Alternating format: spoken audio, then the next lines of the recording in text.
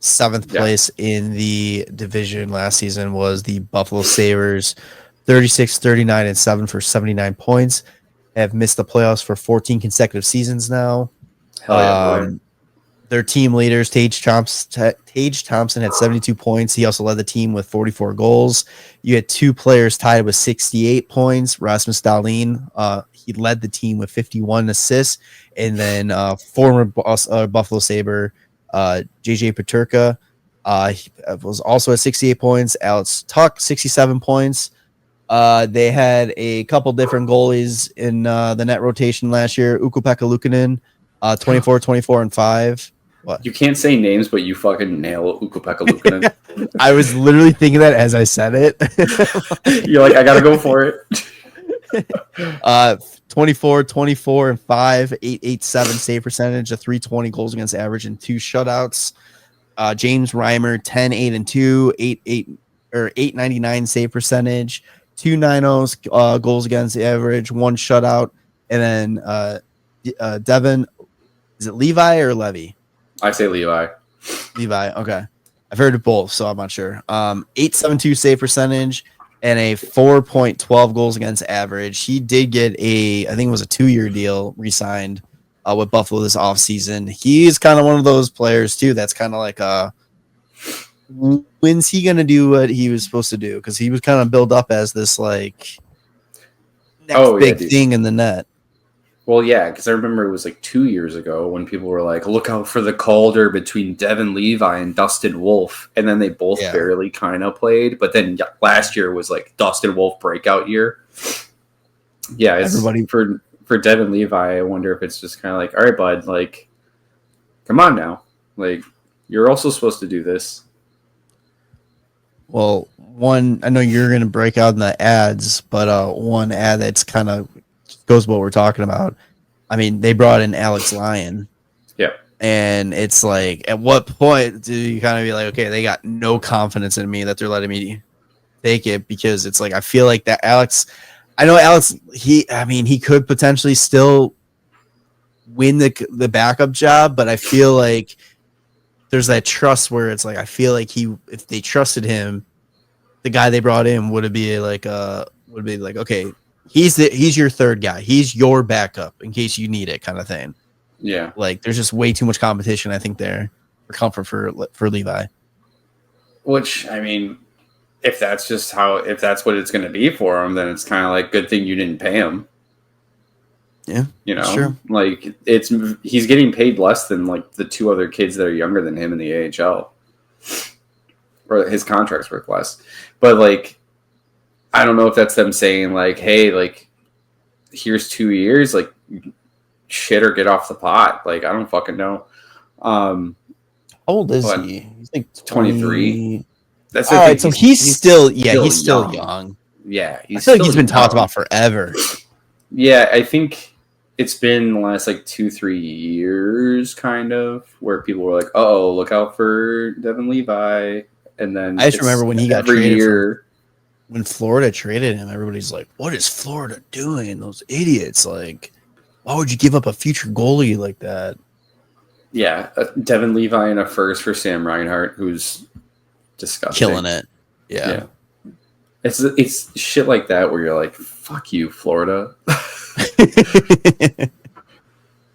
You know, I think it's like you said, like with people saying like, "Why would Florida do that?" And it was the same thing with Florida making the Matthew Tkachuk trade, and everybody's like, "Why would Florida fucking do that?" And it's like, this is obviously why no one is a fucking GM. Calgary absolutely cooked on this and just took advantage of Florida. Yeah, because they never want to win a Stanley Cup. I don't know. I feel like Devin Levi's fine. He's 23. He'll either make it, or if he doesn't, like, they'll be okay. Ukko-Pekka Luukkonen's fine. They could always trade for somebody. Like, I'm sure the Hawks can be like, hey, you want a lightly used Laurent Brossoit or Arvid Soderblom? What do you mean lightly used?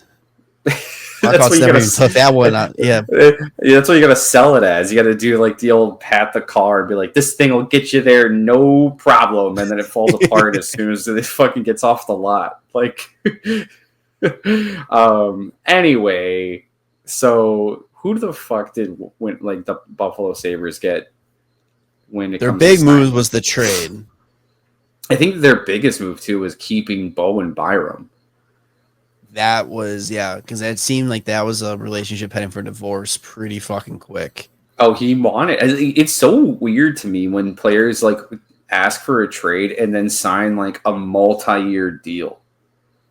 Well, like when a trade doesn't appear, like they don't just go like, okay, we'll do it another year, but they're like, all right, we'll do 2. Like, what the fuck do I you mean? wonder. I think you know what I think that is. I think that is if so. You sign a multi-year deal. You teams obviously aren't interested in grabbing you, so you have the first year of the deal to kind of prove like you're still worth something, that it's worth trading, and then you become more appealing because you have a little bit of team control Yeah, instead of just being on a 1-year deal. yeah, I guess that I makes think sense. that's what the mindset is with that. I also think that Bowen Byram, when his deal is up, this 2-year deal, then he's a UFA anyway. So if he That doesn't too, get yeah, traded, he can just walk. right. They also signed Zach Jones, your favorite player. Idiot the way he spells his name. In terms of signings, it's Alex Lyon. Like that's kind of it. They didn't really do anything too crazy.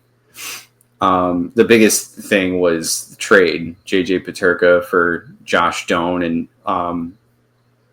Michael Kesselring. I almost called him Matt. That It's was funny. probably the biggest. And then trading Sam Lafferty for a 6th, just to bring the Hawks back into it. Gotta bring the Hawks every way. But yeah, so I mean, my main storyline is like something's got to give in Buffalo, right? Like, Dude, move the team. Like that's, I mean, I feel bad saying that because the Buffalo like market is so fucking dedicated, not only to this team but to the NHL in general. Like we talk about it every year when they release the numbers for the Stanley Cup playoffs.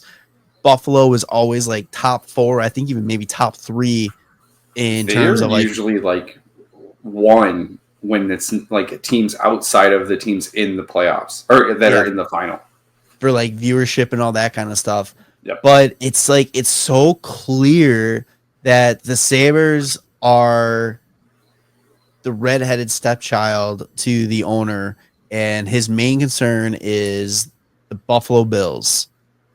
Yeah, and get it's this like, fucking guy out of there, dude, he needs to just give up like control of this team, sell it to somebody, or put somebody in control that wants to be in charge of this team and do what this team needs, because like there's no reason why the Sabres, Buffalo, should not be in the playoffs 14 consecutive years. Yeah, but a part of it too has to do with the fucking GM. Like the moves they've made in the past. That's why there's always like a fucking infographic in the playoff that's just like former Buffalo Sabres that are currently in the playoffs, because it's a huge fucking joke. Like, guys that have won the Stanley Cup in recent years that also played for the Buffalo Sabres. And it's like, yeah, you have a fucking Stanley Cup winning team if you would have kept these players together. The late 90s, early 2000s Blackhawks crawled so the mid 2000s to 2020 Buffalo Sabres could run. Like, I feel like it's just the same thing that the Blackhawks. It's really every time the Blackhawks would have decent players and they would go and move them, and suddenly they become fucking superstars and are in the Stanley Cup playoffs, winning Stanley Cups. And I feel like that's now happening with Buffalo. Dude, that's what happens when you fucking take your players that are super good at 22 years old and you go, well, we haven't made the playoffs yet with you. We're going to get rid of you. Like, what the fuck do you mean? Like, that's so stupid. But that's just Buffalo. That also goes back to my case though about like this owner needs to give up control or sell the team, because they put this GM and I keep forgetting who the GM is. Kevin Adams. And if I remember correctly, he was not qualified to be a GM when he was hired. Dude, like it was a head scratcher for a lot of people that he got named it. Like he wasn't even working in anything like front office or anything like that before. If I remember correctly, I could be misremembering this. And it could be like a former GM, but like I remember. I feel like there was something about that. I'll just go to his staff page on Elite Prospects. That'll tell me. If we'll go to it. He was assistant coach in 2011 for Buffalo, was fired on May 9, 2013, 2 days after they named Ron Rolston as their new head coach. It was named senior vice president of business administration for the Sabres in 2019.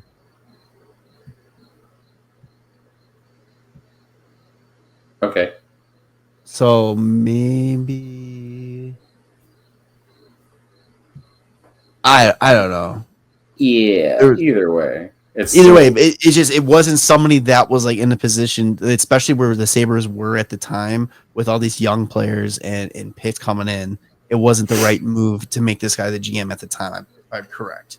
But yeah, I don't know. I don't know what else has got to give in Buffalo, and I don't think we're gonna see. I don't know. Yeah, it's kind of weird. It's gonna be what I'll say though. It is gonna be exciting to see Josh Doan. I think out here. I think he's gonna give an opportunity to play a much bigger role than he was gonna have in Utah. So it's gonna be really interesting to see like if he's the real deal, because I mean he was looking good in Utah in his limited role out there. So I'm really excited to see him out there. And who knows, maybe JJ was the cancer that held this team down. Yeah, I doubt it. I think it's the fact that they haven't traded for an actual good starting goalie, even though we've been yelling at them to do it forever. I was going to say another questionable move, like moving Dylan Cousins. I mean, at least they got Josh Norris back, but Josh Norris is like a constantly injured player. Yeah. I don't know. His most games played is 66 during the season. Just a heads up. When he plays, man, he's good. He is good. It's true. When he plays though.